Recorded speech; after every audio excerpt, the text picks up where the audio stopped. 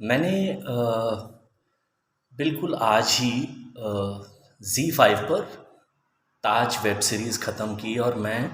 ये सोच रहा हूँ कि इस सीरीज़ को अब तक इतना अटेंशन क्यों नहीं मिला है। मैं थोड़ा बहुत दोस्तों से इस सीरीज़ के बारे में सुन रहा था और मैं जो कह रहा हूँ कुछ फ़िल्में देखने के बाद, जैसे द केरला स्टोरी, अभी-अभी आई हुई ओटीटी पे का कंटेंट सिर्फ़ एक बंदा काफ़ी है, और अब ये ताज। ये जो मैं बार-बार कह रहा हूँ कि एक नया बॉलीवुड या एक नया ओटीटी कंटेंट मेकर जन्म ले रहा है, जो बोल्ड है, जो थोड़ा-सा अपनी क्राफ्ट के लिए ईमानदार है और हमें कहानियों को नए ढंग से दिखा रहा है, या शायद इतिहास का एक ऐसा पर्सपेक्टिव दिखा रहा है जो हमारे सामने आज तक आया ही नहीं। जैसे मुझे अच्छी तरह से याद है, बचपन में जब हमने हिस्ट्री पढ़ी तो हमारे हिस्ट्री के टीचर ने बड़े कॉन्फिडेंस से कहा कि अनारकली जैसी कोई चीज़ नहीं थी, या शाहजहाँ बहुत बड़े एक आशिक मिजाज बादशाह थे और बड़े कमिटेड थे अपनी बीवी से। और हमें ये नहीं बताया गया कि if I am not wrong के जो मुमताज़ थी वो शाहजहाँ की बीवी नंबर 13 थी। तो कमिटेड आशिक की 13 बीवियाँ, मतलब समझ में नहीं आता, but that's a different point, मैं वहाँ नहीं जाऊँगा। मैं कहना ये चाहता हूँ कि ये एक बहुत ही बोल्ड अटेम्प्ट वाली सीरीज़ दिखती है कि इसमें हमने तो अब तक यही समझा ना कि अकबर महान, अकबर महान, अकबर महान, लेकिन इसमें अकबर की ख़ास तौर से वो जो चित्तौड़गढ़ पे जब उन्होंने अटैक किया और किस तरह से बेदर्दी से औरतों और बच्चों तक को मार डाला, तो जो अकबर की एक इमेज है वो आपके मन में एकदम से हिलती है। और अनारकली वाले कॉन्टेक्स्ट में कि बाप और बेटे की महबूबा एक ही है, इस टाइप की जो बोल्ड स्टोरी लाइन्स ली हैं, पता नहीं ये हिस्टोरिकली कितनी सही है कितनी गलत, क्योंकि मैं इसमें नहीं ज़्यादा जाना चाहूँगा, मेरी इतनी डीप ऑब्वियसली रिसर्च नहीं है। लेकिन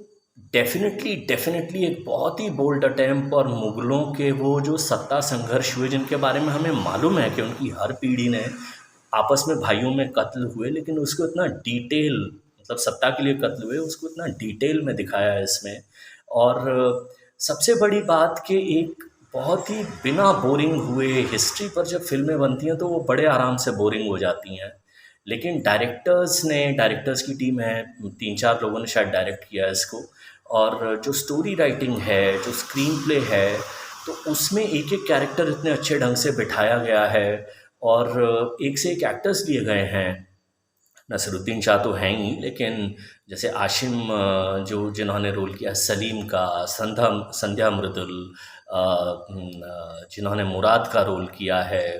कुछ पुराने आपको एक्टर दिख जाएंगे, मतलब पद्मा दामोदरन जिन्होंने रुकैया का रोल किया है, सुरासेनी मित्रा जिन्होंने मेहर नूरजहाँ का रोल किया है। मतलब एक्टर्स भी बहुत अच्छे अच्छे ढंग से उठाए गए हैं, और जो डायलॉग्स हैं वो इतने सधे हुए, मैंने शायद बहुत टाइम के बाद एक वेब सीरीज़ देखी।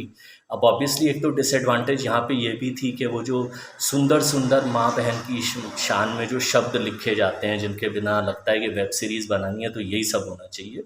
लेकिन इसमें क्योंकि ये एक हिस्टोरिकल ड्रामा था तो शायद वो चॉइस नहीं थी। मैक्सिमम आप एच जेड जैसे वर्ड यूज़ कर सकते थे, तो डायलॉग्स पे ध्यान दे दिया गया, और बहुत अच्छे डायलॉग्स हैं, एक एक स्टैंड आउट जो है सीरीज़ का। और उसके अलावा मुझे लगता है कि जैसे जो मैं कह रहा हूँ ना कि एक बोल्ड अटेम्प्ट, जैसे जितना मुझे याद है हमें तो ये था कि अबुल फज़ल एक बहुत महान राइटर थे और अकबर के प्राइम मिनिस्टर थे या जो भी। इसमें घिसा हुआ मक्कार दिखाया गया है अबुल फज़ल को, और कैसे उनका हाथ था बहुत सारे लोगों के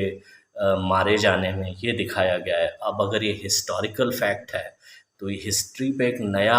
अटेम्प्ट भी हो सकता है, और शायद इसलिए मे बी कुछ लोग अनकंफर्टेबल हैं कि वो इसके बारे में बात नहीं करना चाहते। लेकिन मुझे लगता है कि अगर आप में से जितने भी लोग हैं ना, जिन्हें तरह तरह का कंटेंट, तरह तरह का अच्छे अटेम्प्ट का कंटेंट देखने का शौक़ है, मुझे लगता है आपको ज़ी5 पर ताज सीरीज़ देखनी चाहिए। मेरी तरफ से अगेन बिटवीन 3.5 से 4 स्टार आउट ऑफ 5। ज़बरदस्त परफॉर्मेंस, बहुत अच्छा लिखा गया स्क्रीन प्ले, बहुत ही अच्छा बैकग्राउंड म्यूज़िक, जो सीन्स के टेंशन, कैरेक्टर्स की केमिस्ट्री को दिखाता है, बहुत ही बढ़िया सिनेमाटोग्राफी।